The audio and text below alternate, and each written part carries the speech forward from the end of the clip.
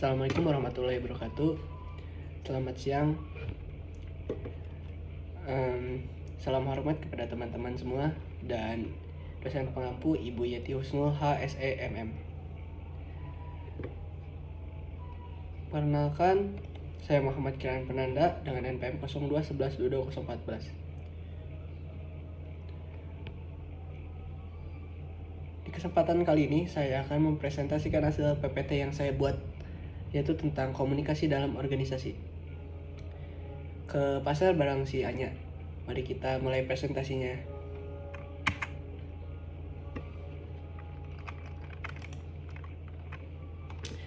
Baik, apa itu komunikasi organisasi?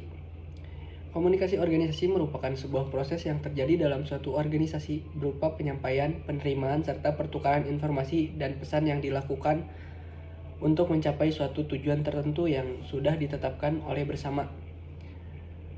Proses penyampaian, penerimaan maupun bertukar informasi dan pesan dapat dilakukan secara formal maupun informal selama tujuan yang ditetapkan terwujud. Mengapa komunikasi organisasi itu penting? Yang pertama, untuk kemajuan tim. Komunikasi yang efektif memperkuat kolaborasi tim, meningkatkan produktivitas dan mencapai kesuksesan bersama. Yang kedua, kemampuan memecahkan masalah. Komunikasi yang baik membantu dalam pengambilan keputusan yang lebih efektif dan memecahkan masalah dengan lebih baik dalam organisasi. Yang ketiga, peningkatan budaya perusahaan. Dengan komunikasi yang efektif, organisasi dapat membangun lingkungan kerja yang inklusif dan memajukan nilai-nilai budaya perusahaan. Dan yang terakhir, membangun citra positif. Komunikasi yang baik membantu organisasi menciptakan citra yang positif di mana karyawan, pelanggan, dan masyarakat umum. Selanjutnya ada beberapa strategi komunikasi yang efektif. 1. Kepemimpinan terbuka. Kepemimpinan terbuka dan transparan membangun kepercayaan dan memungkinkan komunikasi yang jujur dan efektif. Kedua, pendekatan terpadu. Menggunakan berbagai saluran komunikasi seperti pertemuan, email, dan platform digital untuk mencapai audiens yang berbeda. Dan yang terakhir ada feedback yang konstruktif. Memberikan umpan balik yang jujur dan konstruktif dapat memperkuat hubungan dan meningkatkan kualitas komunikasi.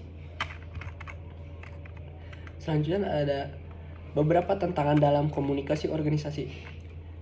Pertama, filter. Faktor seperti prasangka, penilaian, dan kekhawatiran bisa menjadi hambatan dalam menyampaikan pesan yang jelas. 2. Ketidaktepatan. Jika pesan tidak disampaikan dengan jelas dan lengkap, dapat menyebabkan kebingungan dan penafsiran yang salah. 3. Perbedaan budaya. Budaya yang berbeda di dalam organisasi dapat mempengaruhi pemahaman dan interpretasi pesan yang disampaikan. Dan yang terakhir ada ketidaktransparan.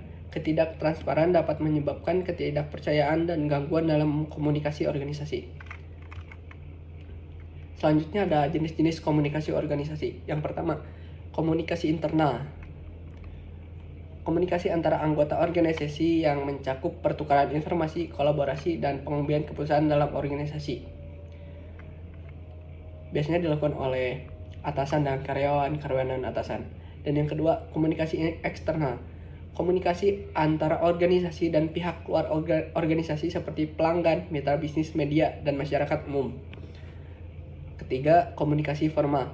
Komunikasi yang terstruktur dan mengikuti protokol tertentu seperti komunikasi melalui laporan, surat, dan rapat resmi dalam organisasi. Dan yang terakhir ada komunikasi informal. Komunikasi tidak resmi yang terjadi melalui interaksi sehari-hari seperti percakapan di ruang makan atau obrolan di koridor. Di jenis komunikasi internal terdapat beberapa teknik. Yang pertama, berpartisipasi dalam diskusi. Menggunakan diskusi sebagai alat untuk berbagi ide, memecahkan masalah, dan membangun hubungan tim yang kuat. 2. Presentasi yang efektif. Menggunakan teknik presentasi yang baik seperti struktur yang jelas dan penyampaian yang meyakinkan untuk membawa pesan dengan kuat. Dan yang terakhir ada komunikasi digital. Memanfaatkan alat komunikasi digital seperti aplikasi pesan instan dan platform kolaborasi untuk memfasilitasi komunikasi internal yang efektif. Di jenis komunikasi eksternal terdapat beberapa manfaat. Manfaatnya biasanya manfaat bagi perusahaan terhadap pelanggan atau mitra bisnis. Yang pertama, membangun hubungan dengan pelanggan. Komunikasi eksternal yang baik membangun hubungan yang kuat dengan pelanggan dan meningkatkan retensi pelanggan. Yang kedua, meningkatkan citra brand. Penggunaan media sosial dan strategi komunikasi publik yang efektif dapat membantu memperluas jangkauan merek sebuah organisasi. Dan yang terakhir ada manajemen reputasi.